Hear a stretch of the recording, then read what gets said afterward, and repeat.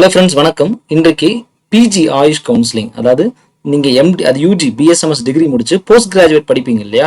So அந்த post கிராஜுவேட்டுக்கான counselling ஆனது ஓப்பன் ஆயிருக்கு.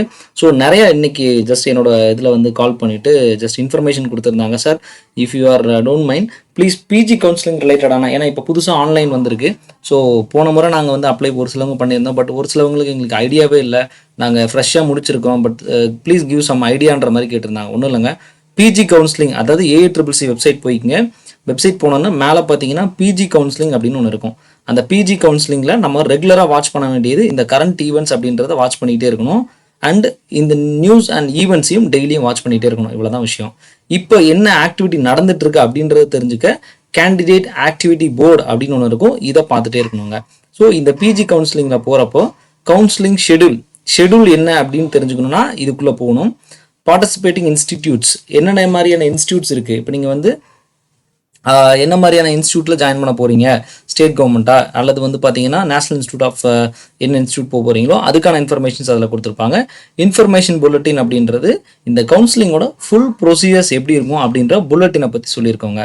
சரி, உங்களுக்கு ஏன்னா இப்போ நான் டீட்டெயிலில் யூஜிக்கு வந்து கைட் பண்ணிட்டு இருக்கேன். உங்களுக்கு மேபி ஏன்னா உங்களுக்கு ஜஸ்ட் மேக்ஸிமம் எல்லாருக்குமே தெரிஞ்சிருக்கும். இன்கேஸ் ஆஃப் இது எப்படி போகுது, உங்களோட டவுட்ஸ்லாம் கிளாரிஃபிகேஷன்ஸ்லாம் எப்படி இருக்குதுன்னு தெரிஞ்சுக்கிட்டா அதுக்கு தகுந்த மாதிரி நான் அடிஷ்னல் வீடியோஸும் உங்களுக்கு கொடுக்கறதுக்கு தயாராக இருக்கேன். இன்னைக்கு வந்து கேட்டதுனால ஜஸ்ட் ஒரு அவுட்லைன் வந்து கொடுக்குறேன். ஏன்னா மேக்ஸிமம் போஸ்ட் கிராஜுவேட்ஸ்க்கு மேக்ஸிமம் எல்லாமே தெரியுன்றதுனால நான் பெருசாக இது பண்ணல. இஃப் உங்களுக்கு வேணும் அப்படின்னா டெஃபினட்டாக நீங்கள் கேளுங்க, கண்டிப்பாக நான் எப்பவுமே கைட் பண்ண தயாராக இருக்கேன். சரியா? சரி, இப்போ என்ன பண்ணியிருக்காங்கன்னா update time schedule for online AICCC UG counselling வந்து விட்டுருக்காங்க. இந்த யூஜி கவுன்சிலிங் விட்டுருக்கிறது யாருக்கு விட்டுருக்காங்க அப்படின்னா, முதல்ல டேட் தெரிஞ்சுங்க. ஸோ என்சிஐஎஸ்எம், என்சிஹெச், ஏஐசிசிசி இவங்க 3 பேரும் சேர்ந்து ஃபஸ்ட்டு டேட்டை சீட் மேட்ரிக்ஸை வெரிஃபை பண்ணுறாங்க. சீட் மேட்ரிக்ஸை வெரிஃபை பண்ணிவிட்டு ரெஜிஸ்ட்ரேஷனுக்கு ஓப்பன் ஆகிற டேட் வந்து ஏஐசிசியில் ஓப்பன் ஆகக்கூடிய அந்த டேட் 28 ஆகஸ்ட்லேருந்து 3 செப்டம்பர் வரைக்கும் சரியா ஓப்பன் ஆகிருக்கும். அதாவது 28 ஆகஸ்ட் அப்படின்ற டேட் வந்து இன்னைக்கு. ஸோ 3 செப்டம்பர் வரைக்கும் ரெஜிஸ்ட்ரேஷன் முடிஞ்சிருக்கும். சரியா? ஃபர்ஸ்ட் ரவுண்ட் ஆஃப் ஃபேஸ் வந்து அங்கே கம்ப்ளீட் ஆகிடுச்சு. ஏன்னா நிறைய பேர் அதை பற்றியே ஒரு ஐடியா இல்லைன்னு சொல்லிட்டு இருந்தீங்க.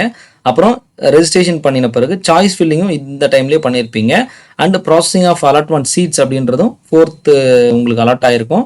அண்ட் ரிசல்ட் வந்து அடுத்த நாள் ரிலீஸ் ஆகிருக்கும். ஃபர்ஸ்ட் ஃபேஸ் அப்படின்றது முடிஞ்சிருச்சு. இப்போ நிறைய பேர் சார் செகண்ட் ஃபேஸ் நான் வந்து மூவ் ஆகிற மாதிரி இருக்கேன், பட் வாட் அப்படின்றது தெரியல.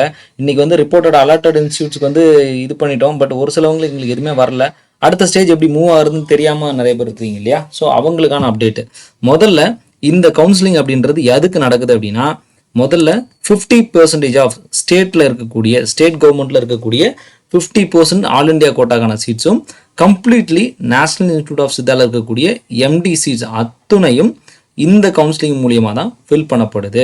ஸோ டெஃபினட்டாக அதுக்கான இன்ஃபர்மேஷன்ஸ் வேணும்னா நீங்கள் இந்த சேனலை கண்டிப்பாக ஃபாலோ பண்ணிங்க.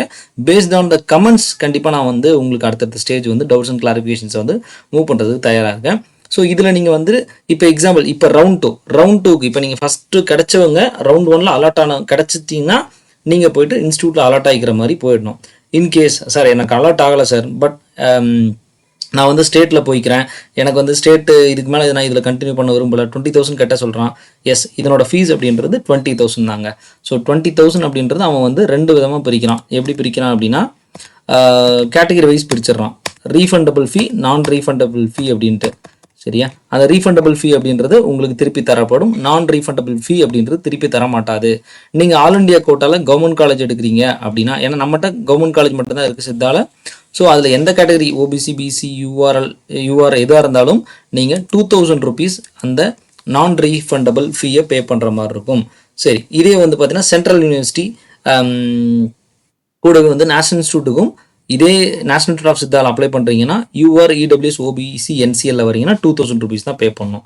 இதே இந்த 2 காலேஜ்லையும் ஆல் இண்டியா கோட்டாவில் வரக்கூடிய 15% இருக்கக்கூடிய சென்னை அண்ட் பாளையங்கோட்டை காலேஜஸில், அதே central university national institute of சித்தால வந்து இதே நீங்கள் எஸ்சி, எஸ்டி, பிடபிள்யூபிடி அப்படின்ற கேட்டகரியில் வந்தீங்கன்னா 1,000 rupees மட்டும் பே பண்ணால் போதும்.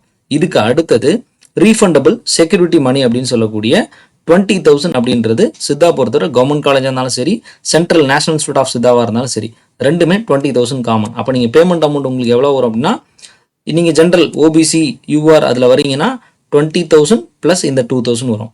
இன்கேஸ் நீங்கள் வந்து ஒரு எஸ்சி, எஸ்டி கேட்டகரியில் இருக்கிறீங்க அப்படின்னா 20,000 + 1,000 நீங்கள் கட்டுற மாதிரி இருக்கும். இதுதாங்க இதில் உள்ள ப்ரொசீஜர். ஸோ பேமெண்ட் வந்து இதில் வந்து 20,000 அப்படின்றது ஆஃப்டர் நீங்கள் வந்து சீட் எந்த காலேஜ் எடுக்கிறீங்களோ அதை பொறுத்து உங்களுக்கு ரீஃபண்ட் ஆகிடும்.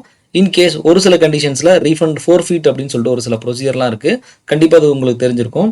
அதாவது ஃபஸ்ட் ரவுண்டில் நீங்கள் சீட் எடுத்துட்டீங்க, எடுத்த சீட்டில் நீங்கள் போய் ஜாயின் பண்ணிட்டீங்கன்னா உங்களுக்கு ரீஃபண்டபிள் ஃப்ரீ எக்ஸிட் கொடுத்துட்டு உங்களுக்கு ரீஃபண்ட் அப்படின்ற ஆப்ஷன்ஸுக்கு நீங்கள் வந்து மூவ் ஆகிடுவீங்க. அதன் பிறகு இன்கேஸ் நான் வந்து அப்கிரேட் பண்ணுறேன் சார், எனக்கு இந்த காலேஜ் பிடிக்கல, நான் ஸ்டேட்டோ வேறு ஏதாவது நேஷனல் திரும்ப ட்ரை பண்ணி பார்க்குறேன் அப்படின்னு அப்கிரேடேஷன் கொடுக்குறீங்க அப்படின்னா அப்போ நீங்கள் ரவுண்ட் 2 போவீங்க. ஒரு சில கேட்டகரியில் ரவுண்ட் 2ல் ஃப்ரெஷ்ஷாக ஒரு சில குரூப் வந்து அப்ளை பண்ணுவாங்க.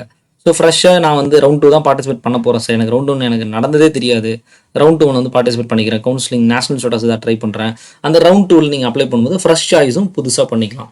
ஸோ இப்போ ரவுண்ட் 1ல் நீங்கள் அப்ளை பண்ணுவாங்க, சீட்டு கிடைக்காதவங்களும் இதுக்குள்ளே வந்துடலாம். அதில் என்னென்னா உங்களுக்கு willingness for upgrade to round 2 அப்படின்னு ஒன்று கேட்கும். அதில் எஸ் கொடுத்தீங்கன்னா உள்ளே வரும், நோ கொடுத்தீங்கன்னா அப்படியே நீங்கள் வந்து எக்ஸிட் ஆகி வெளியே போடுவீங்க. சரியா? ஸோ இதுதான் ப்ராசஸ். சரி, ரவுண்ட் 2ல் வந்த பிறகு ரவுண்ட் 2லேயும் திரும்பவும் வந்து சாய்ஸிங் ரெஜிஸ்ட்ரேஷன் பண்ணிட்டு சாய்ஸையும் ஃபில் பண்ணுவீங்க. திரும்பவும் இந்த இடத்துல பேமெண்ட் பண்ண வேண்டிய அவசியம் இருக்காது. ஆனால் ஃப்ரெஷ் ரெஜிஸ்ட்ரேஷன் பண்ணுறவங்க கண்டிப்பாக பே பண்ண வேண்டியிருக்கும்.